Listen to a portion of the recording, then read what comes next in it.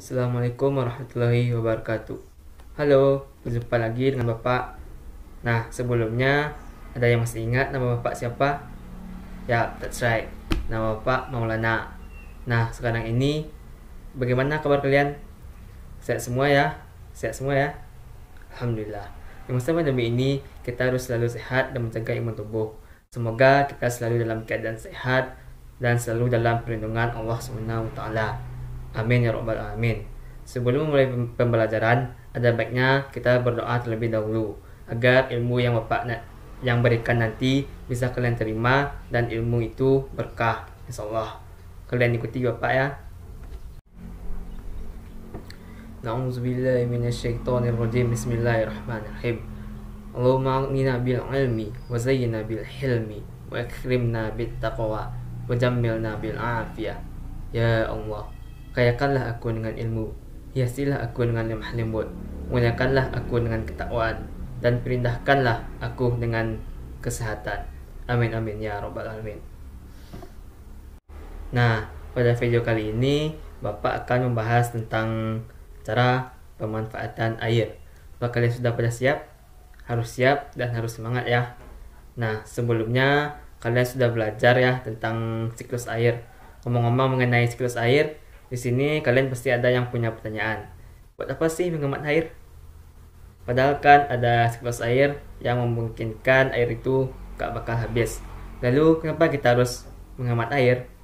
Memang benar ya, dengan adanya siklus air gak bakalan habis. Lalu kenapa kita harus menghemat air? Alasan mengapa kita harus menghemat air adalah karena jumlah air bersih yang layak untuk dikonsumsi semakin hari semakin berkurang.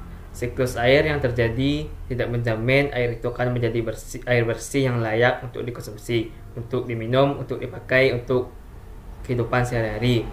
Dengan demikian, untuk mempertahankan kelangsungan hidup, maka menghemat air adalah suatu kewajiban yang harus kita lakukan agar jumlah air bersih bisa menunjang kehidupan kita di masa depan kelak. Nah, beberapa hari ini Bapak membaca berita. Di berita itu dikabarkan warga Lubuk Linggau, suatu kota di Sumatera Selatan, mengalami air yang didapat dari PDAM adalah air kotor, air yang warnanya coklat, sehingga mereka pun kesulitan untuk mendapatkan air bersih. Mereka mau tidak mau harus menggunakan air kotor itu untuk mandi, minum, dan lain sebagainya. Hal ini juga terjadi di Meloboh, Aceh. Melihat itu kita harus menghemat air. Atau di sini ada yang masih mau buang-buang air? Jangan ya, nanti air bersih akan habis loh. Makanya kita harus menghemat air. Lalu bagaimana sih cara menghemat air itu?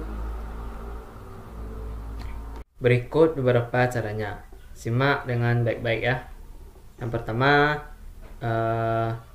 itu di sana ada gambar. Ada gambar apa? Ya benar, itu gambar seorang anak yang sedang memperbaiki pipa ya. Cara yang pertama, perbaiki pipa dan keran yang bocor. Saluran air di rumah kita pasti terhubung dengan suatu pipa penyaluran. Nah, pada saluran pipa ini bisa saja terjadi kebocoran yang tidak disangka-sangka. Maka dari itu, untuk melakukan pengamatan air, kita perlu melakukan pengecekan pada saluran air tersebut. Apabila kita menemukan kebocoran pada saluran pipa air tersebut, kita harus segera bergegas untuk memperbaikinya, atau segera beritahu ibu atau bapak kalian, sehingga nantinya pipa itu akan diperbaiki. Dengan segera memperbaiki saluran pipa itu, maka penghematan bisa kita wujudkan dengan baik.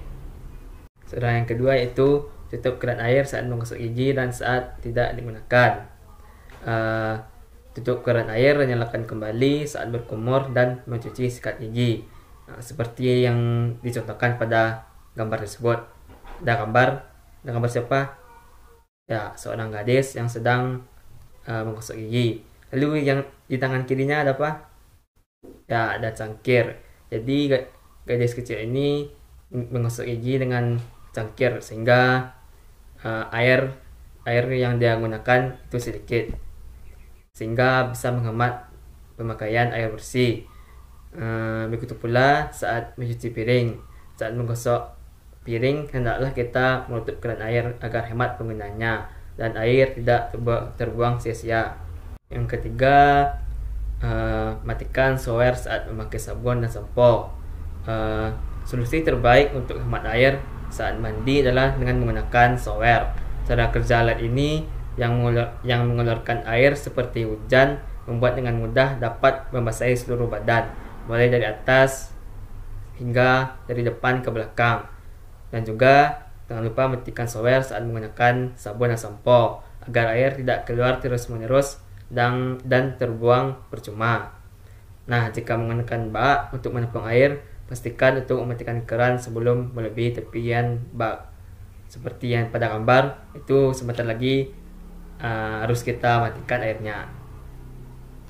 Cara yang keempat yaitu di sini juga ada gambar ya. Gambar apa? Ya, itu gambar ibu yang sedang mencuci pakaian dengan menggunakan mesin cuci. Cuci baju. Cara yang keempat yaitu cuci baju dengan kapasitas maksimal yang bisa ditampung mesin cuci. Bagi yang menggunakan mesin cuci, cucilah baju dengan jumlah yang banyak, karena mencuci jumlah baju yang sedikit dalam mesin cuci hanya akan menyanyiakan air. Cuci dalam jumlah yang banyak sekaligus agar lebih hemat. Selanjutnya, cara yang kelima, siram tanaman secukupnya. Agar tidak banyak air yang terbuang, penggunaan air harus diperhatikan saat melakukan penyiraman. Cara untuk menghemat air adalah dengan menggunakan ember khusus tanaman, seperti pada gambar sebelah kiri, atau dengan menggunakan spray sehingga menghasilkan tetesan-tetesan air, seperti gambar sebelah kanan. Ini jauh lebih efisien dibandingkan jika menggunakan selang. Selain itu, pilih waktu pada sore atau malam hari untuk menyiram tanaman, serta gunakan air buangan atau air limbah seperti air buangan AC atau tedahan atap saat hujan tiba. Lalu cara selanjutnya, cara yang keenam, di sana ada gambar ngapain ya? Ya, itu mereka sekeluarga lagi mencuci mobil ya.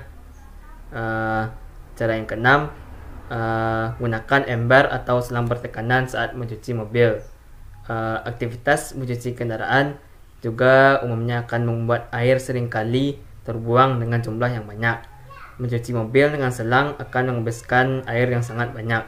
Cukup gunakan satu ember, air, lap, dan spons agar lebih hemat. Atau bila masih ingin menggunakan selang, gunakanlah selang yang bertekanan.